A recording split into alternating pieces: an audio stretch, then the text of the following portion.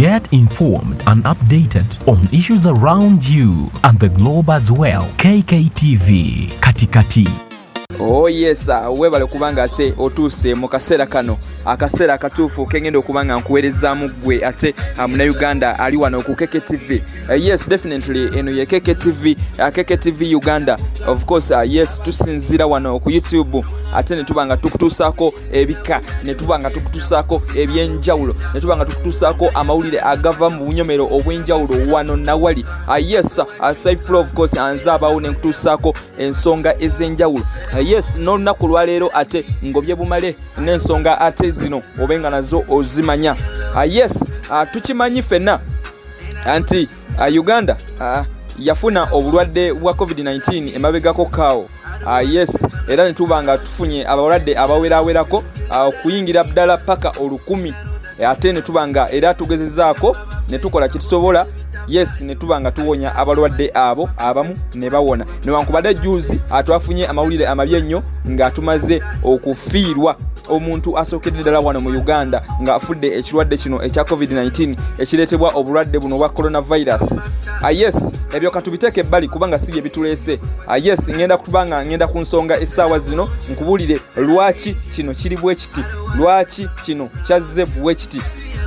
Yes, before nga sinaba kweyongerayo gwe muna Uganda nkujjukiza nti nno soko subscribing atubenga tugenda maaso nyiga ekigambo ekyo kyolabako subscribe ekinene nnyo ekiri mu kala emyufu tugenda maaso.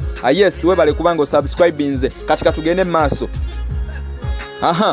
Akakati yes, abana Uganda mwena amunyumirwa music era nga mwina abayimbi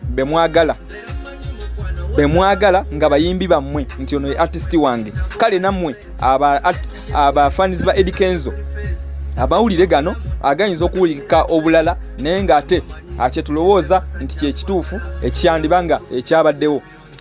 Eddie Kenzo ajavuvuddeko emabegako kaawo. Yes, yakwata n'alinnya ennyonyi ng'agenze mu Ivory Coast okuba shows ez'enjawulo mu bisaawe ebyenjawulo okubanga ate naye asobola okulaba ng'anoonya akasente. Eddie Kenzo bwe twafunira emabegako kaawo ate obulwadde bwa coronavirus oba ne tubanga tugenda mu lockdowns ez'enjawulo mu nseera ez'enjawulo mu Ivory Coast mwana Uganda bonna batekawo lockdowns ez'enjawulo. Sina magwanga gano gokka wabula okutwaliza wamu ensi yonna yagenda nefuna lockdowns ez'enjawulo nga kuliko amateeka n'obukwakulizo era obwenjawulo. Akakati omukulu ne Eddie Kenzo eyo gy'amalize ebbanga eriwera okunikiriza ddala emyezi 4. Yes, ng'ali eyo naye nga bambi abadde amisinga eggwanga lye erya Uganda. Akale nno Eddie Kenzo ate Uganda Airlines ate kwe kumulumira nebanga ate munona wali mu Abidjan n'abana Uganda ate abalala okubanga ate ebazza ewaka. Akakati Eddie Kenzo mukomawo okusinziira ku bifaananyi bye tuzze tulaba oba nze kennyini bye nze ntaganjula nammwe nkimanyi mubadde mu birabo eyo naye omukulu ne Eddie Kenzo yandiba nga ajidde ku bwereere okusinziira ku bifaananyi n'engeri gya postingamu n'engeri gya sharingamu ebintu bino. Eddie Kenzo bw'oba omwetegereza bulungi okuva emabega nga sharinga ebintu bino abadde awaana nnyo kampuni eno eya Uganda Airlines ey'ennyonyi. Mu kulowooza kwange tagiwaana olw'okuba nti ye munonye naye wabula nze ndowoozaamu wayinza okubaawo promotion ey'enjawulo eteereddwawo nga baagala bakozese omukulu ono Eddie Kenzo ate Uganda Airlines esobola okuba nga epikinga. Jjukira nti nno Uganda Airlines eno yakagulwawo emabegako kaawo.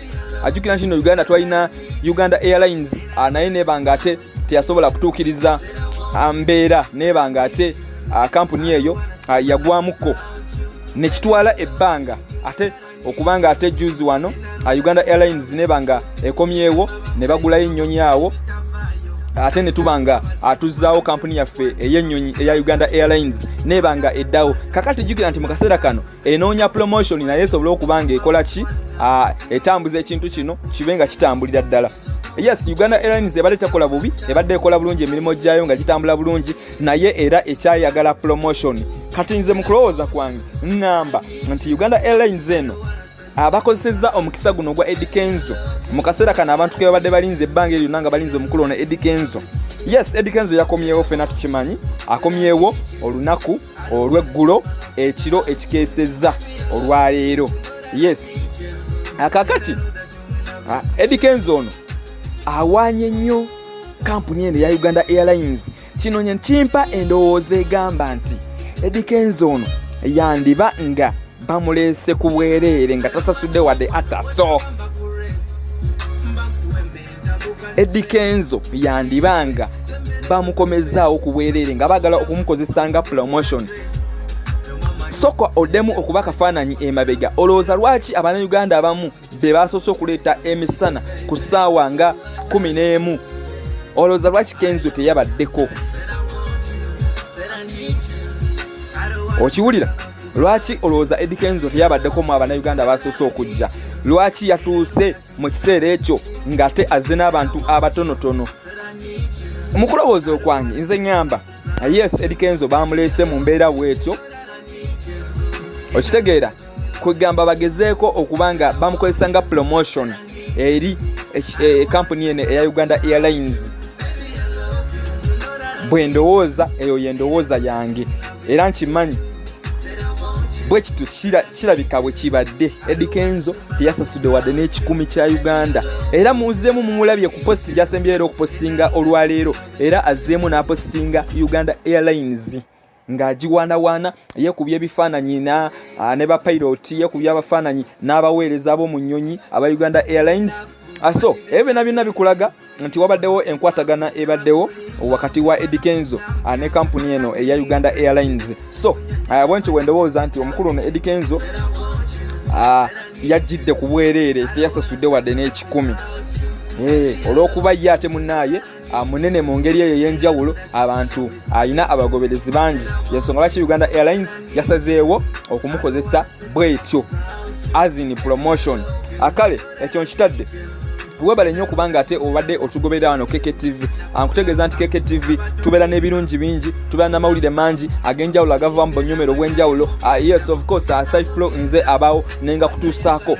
Kale webale kubanga gwe eyasubscribinze, webale kubanga wasubscribinze, nawe atana subscribinga ate tubenga tulaba ekiddako. Kale webale nnyo, webalire ddala. Eddie Kenzo webale kukomawo, webale kusaba, namwe Bannayuganda abaddeyo mwebale kusaba nnyo omukulu ono Eddie Kenzo okubanga akomyewo. Naye before tusooka tumwemu ka space bambi asooka awumulemu, tubenga ate mwe ababadde bamwetaaga mu ngeri ez'enjawulo musooke mwemu ka space at least awumulemukko okumala wiiki ng'emu oba ennaku nga at least nga 4. Akale mwebale nnyo, mwebalire ddala. Kankome wano ate tusinkane olunaku olulala. Mwebale nnyo, mwebalire ddala. Thank you for subscribing to KKTV.